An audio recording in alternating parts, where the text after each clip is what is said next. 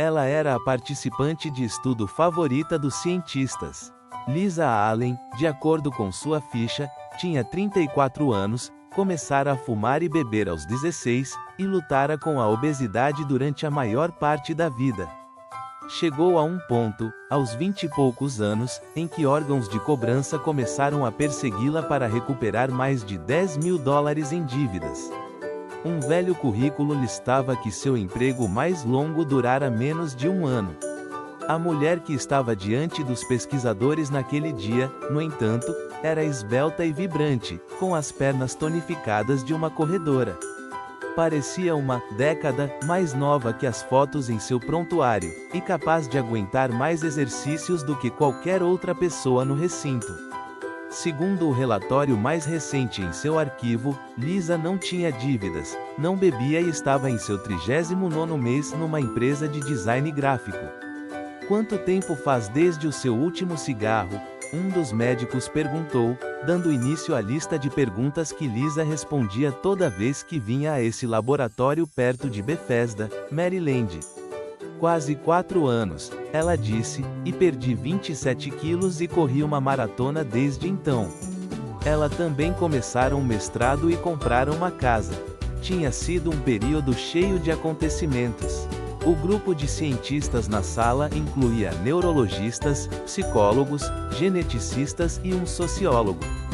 Durante os últimos 3 anos, com verba dos Institutos Nacionais de Saúde, eles vinham investigando Lisa e mais de 20 outros indivíduos que haviam deixado de ser fumantes, comedores compulsivos, bêbados problemáticos, viciados em compras e possuidores de outros hábitos destrutivos. Todos os participantes tinham uma coisa em comum: haviam reconstruído suas vidas em períodos relativamente curtos. Os pesquisadores queriam entender como.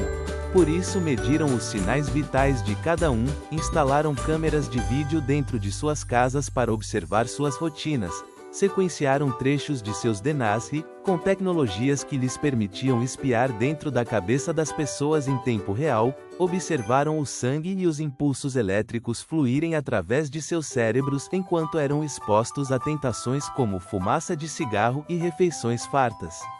O objetivo dos pesquisadores era descobrir como os hábitos funcionam num nível neurológico, e o que era necessário para fazê-los mudar.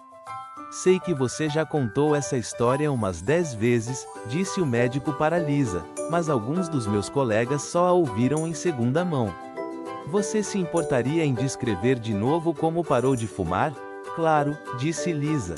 Começou no Cairo. As férias tinham sido uma decisão um tanto impulsiva, ela explicou.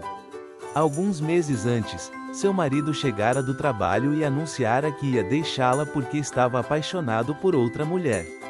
Lisa levou um certo tempo para processar a traição e assimilar o fato de que estava realmente se divorciando. Houve um período de luto, depois um período em que ela o espionava obsessivamente. Seguia sua nova namorada pela cidade, ligava para ela depois da meia-noite e batia o telefone. Depois houve a noite em que Lisa apareceu na casa da namorada, bêbada, esmurrando a porta dela e gritando que ia queimar o prédio inteiro. Não foi uma época muito boa para mim, disse Lisa. Eu sempre quisera ver as pirâmides, e ainda não tinha estourado o limite dos meus cartões de crédito, então... Em sua primeira manhã no Cairo, Lisa acordou com o raiar do dia ao som do chamado para a oração de uma mesquita ali perto. Estava escuro como breu dentro de seu quarto de hotel. Meio cega, e com o fuso horário alterado, ela pegou um cigarro. Estava tão desorientada que não percebeu, até sentir o cheiro de plástico queimado, que estava tentando acender uma caneta, não um Marlboro. Lisa passara os últimos 4 meses chorando, comendo compulsivamente, sem conseguir dormir, e sentindo-se envergonhada, desamparada, deprimida e furiosa, tudo ao mesmo tempo. Deitada na cama, ela entrou em colapso. Foi como se aquela onda de tristeza me engolisse, ela disse. Senti como se tudo o que eu jamais quisera tivesse desmoronado. Eu nem conseguia fumar direito. E então comecei a pensar no meu ex-marido, e em como seria difícil arranjar outro emprego quando eu voltasse, e como eu ia odiar esse emprego e como me sentia pouco saudável o tempo todo. Levantei e derrubei uma jarra d'água que se estilhaçou no chão, e comecei a chorar ainda mais. Senti um desespero, como se tivesse que mudar algo, tivesse que achar pelo menos uma coisa que eu fosse capaz de controlar. Tomou uma ducha e saiu do hotel. Enquanto Lisa passava pelas ruas esburacadas do Cairo num táxi e depois pelas estradas de terra que levavam à Esfinge, às pirâmides de Gizé e ao vasto, interminável deserto ao redor delas, sua autocomiseração cedeu por um breve instante. Ela precisava de um objetivo na vida, pensou, algo pelo qual pudesse batalhar. Então ela decidiu, sentada dentro do táxi, que voltaria ao Egito e faria uma trilha pelo deserto.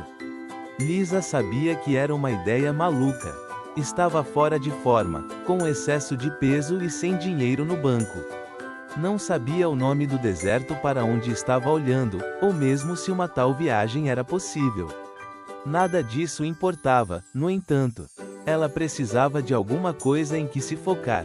Lisa decidiu que se daria 1 ano para se preparar.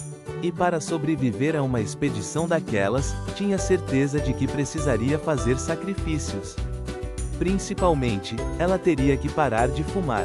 Quando Lisa finalmente cruzou o deserto 11 meses depois, só que numa excursão motorizada com ar-condicionado, junto com meia dúzia de outras pessoas, a caravana levava tanta água, comida, barracas, mapas, aparelhos de GPS e rádios bidirecionais que acrescentar um pacote de cigarros não teria feito muita diferença.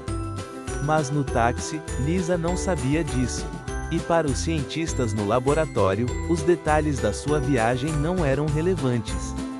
Pois, por motivos que eles só estavam começando a entender, aquela pequena mudança na percepção de Lisa naquele dia no Cairo, a convicção de que precisava parar de fumar para realizar seu objetivo, desencadearam uma série de transformações que acabaram refletindo em todas as partes de sua vida.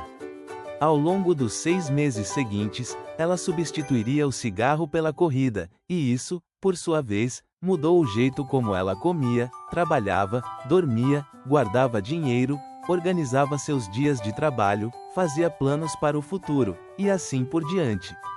Ela começaria a correr meias maratonas, depois uma maratona, voltaria a estudar, compraria uma casa e ficaria noiva. Por fim ela foi recrutada para o estudo dos cientistas, e quando os pesquisadores começaram a examinar imagens do cérebro de Lisa, viram algo notável. Um conjunto de padrões neurológicos, seus antigos hábitos, tinha sido suplantado por padrões novos. Eles ainda podiam ver a atividade neural de seus antigos comportamentos, porém esses impulsos estavam superados por uma série de novos desejos. Conforme os hábitos de Lisa mudaram, seu cérebro mudara também. Os cientistas acreditavam que não tinha sido a viagem ao Cairo que provocara a mudança, nem o divórcio ou a travessia do deserto, mas o fato de que primeiro Lisa se concentrara primeiramente em mudar um único hábito, o fumo.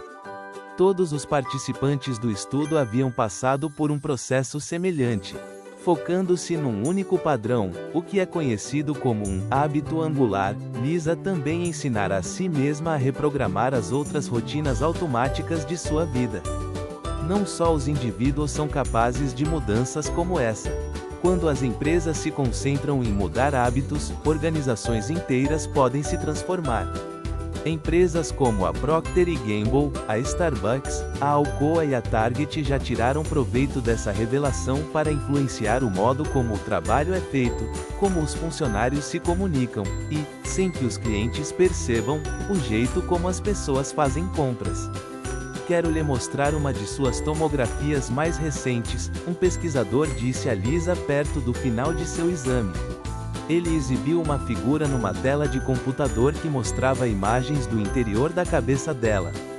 Quando você vê comida, estas áreas, ele apontou para um lugar perto do centro do cérebro dela, que são associadas a anseios e fome, ainda estão ativas.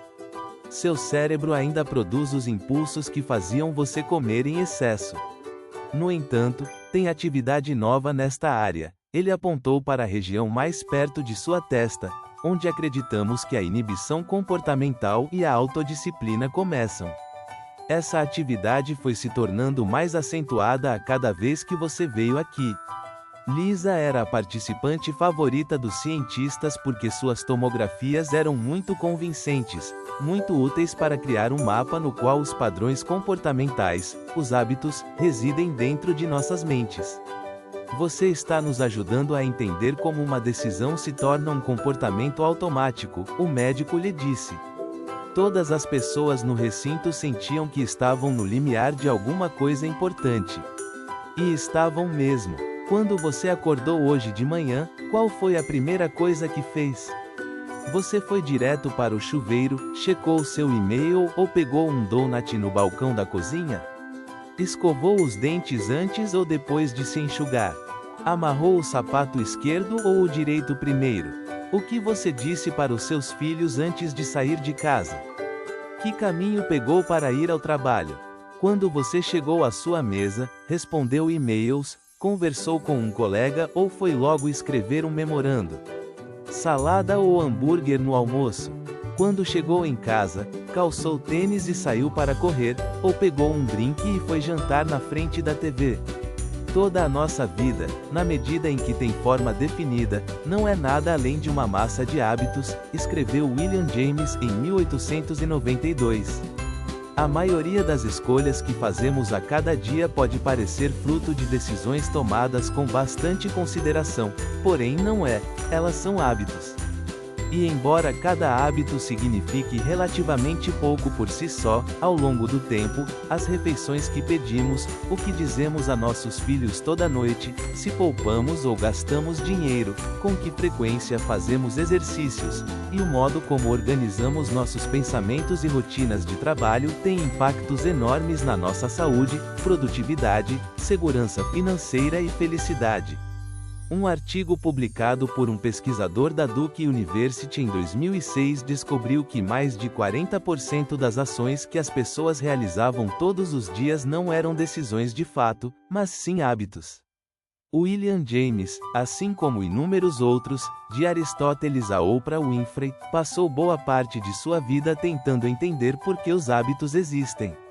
Porém, só nas últimas 2 décadas os neurologistas, psicólogos, sociólogos e marqueteiros realmente começaram a entender como os hábitos funcionam e, mais importante, como eles mudam. Este livro é dividido em 3 partes. A primeira parte é focada em como os hábitos surgem dentro de vidas individuais. Ela explora a neurologia da formação dos hábitos, os meios de formar novos hábitos e mudar antigos, e os métodos, por exemplo, que certo publicitário usou para transformar a escovação de dentes, antes uma prática obscura, numa obsessão nacional.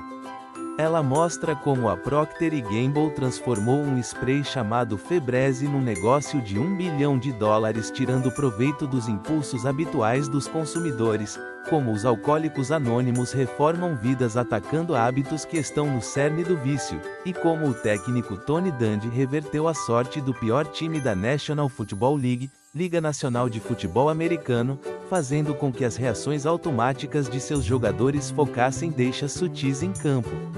A segunda parte examina os hábitos de empresas e organizações bem-sucedidas.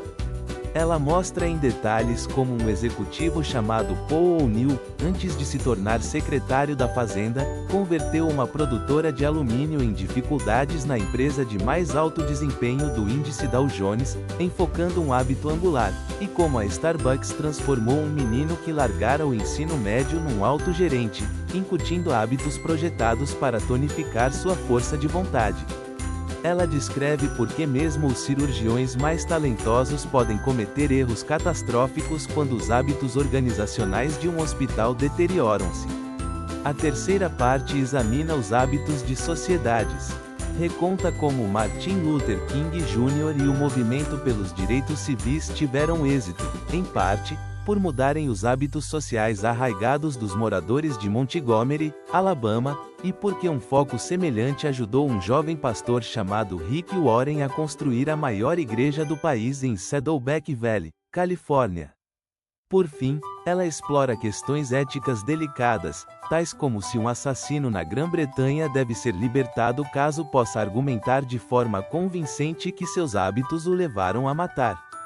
Todos os capítulos giram em torno de um argumento central: hábitos podem ser mudados, se entendermos como eles funcionam.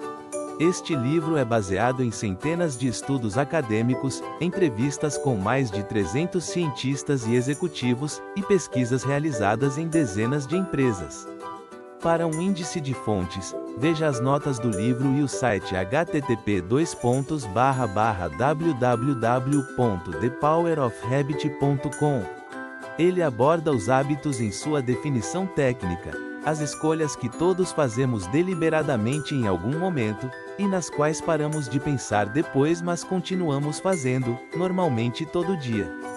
Em certo momento, todos nós decidimos conscientemente o quanto iríamos comer e quando sairíamos para correr. Depois paramos de fazer escolhas, e o comportamento tornou-se automático. É uma consequência natural da nossa neurologia.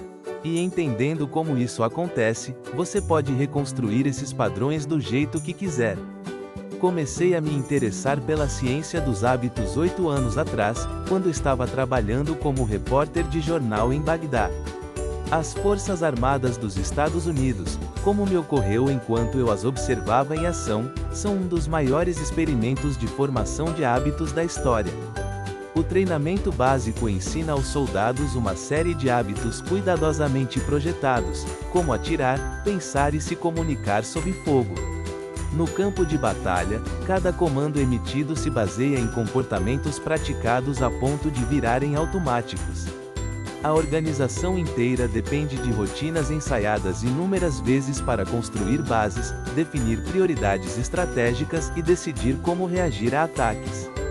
Naqueles primeiros dias da guerra, quando a insurreição se alastrava e o número de mortos crescia, os comandantes estavam buscando hábitos que pudessem incutir entre soldados e iraquianos, para assim criar uma paz duradoura.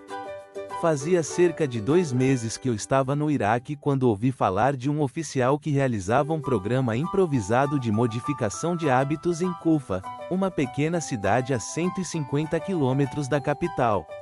Ele era um major do exército que analisara fitas de vídeo de tumultos recentes e identificara um padrão.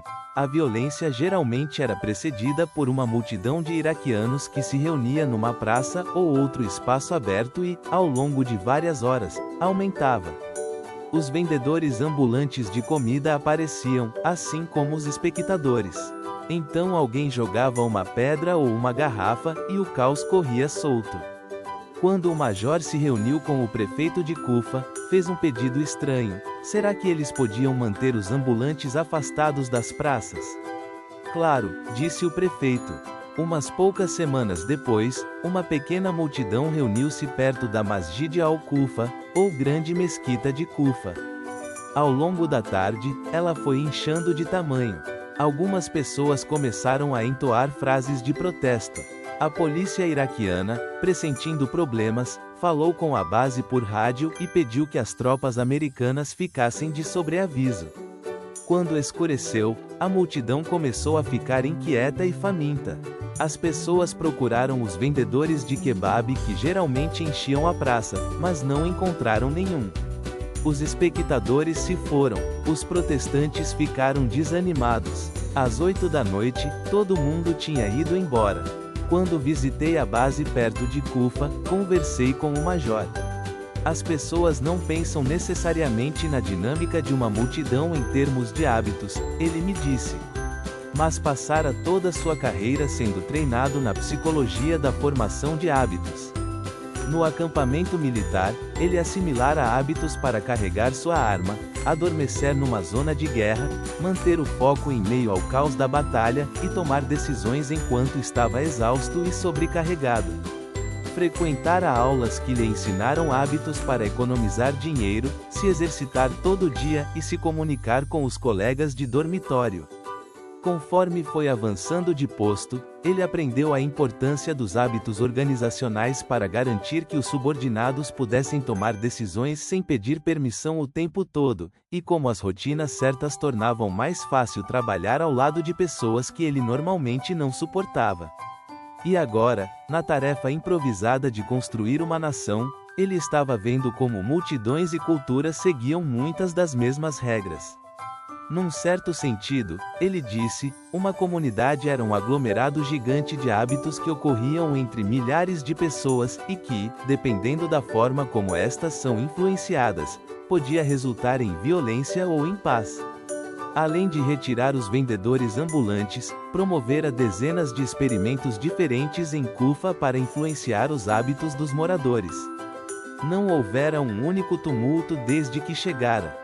Entender os hábitos foi a coisa mais importante que aprendi no exército, o major me disse. Isso mudou tudo no modo como vejo o mundo. Você quer adormecer rápido e acordar se sentindo bem? Preste atenção aos seus padrões noturnos e ao que faz automaticamente quando acorda. Quer fazer com que correr seja fácil? Crie estímulos para transformar isso numa rotina. Treino meus filhos com esse tipo de pensamento. Minha mulher e eu escrevemos planos de hábitos para o nosso casamento. É só nisso que falamos em reuniões de comando. Ninguém em Kufa teria me dito que podíamos influenciar multidões retirando as barraquinhas de kebab, mas uma vez que você vê tudo como um monte de hábitos, é como se alguém te desse uma lanterna e um pé de cabra e você pudesse pôr as mãos à obra. O major era um homem pequeno da Geórgia. Estava o tempo todo cuspindo sementes de girassol ou tabaco mascado numa xícara. Ele me disse que, antes de entrar para as Forças Armadas, sua melhor opção de carreira era consertar linhas telefônicas ou, possivelmente, virar traficante de metanfetamina, caminho que alguns de seus colegas de ensino médio tinham escolhido com menos êxito. Agora, ele supervisionava 800 tropas numa das organizações de guerra mais sofisticadas do planeta. Estou te dizendo, se um caipira como eu pode aprender essas coisas, qualquer pessoa pode. Eu falo para os meus soldados o tempo todo, não tem nada que você não possa se criar os hábitos certos. Na última década, nossa compreensão da neurologia dos hábitos e do modo como os padrões funcionam dentro de nossas vidas, sociedades e organizações expandiu-se de maneira que não poderíamos ter imaginado 50 anos antes. Agora sabemos por que os hábitos surgem, como eles mudam, e a ciência que há por trás de sua mecânica. Sabemos como dividi-los em partes e reconstruí-los de acordo com nossas especificações. Entendemos como fazer as pessoas comerem menos, se exercitarem mais, trabalharem de forma mais eficiente e levarem vidas mais saudáveis. Transformar um hábito não é necessariamente fácil nem rápido. Nem sempre é simples, mas é possível, e agora entendemos como.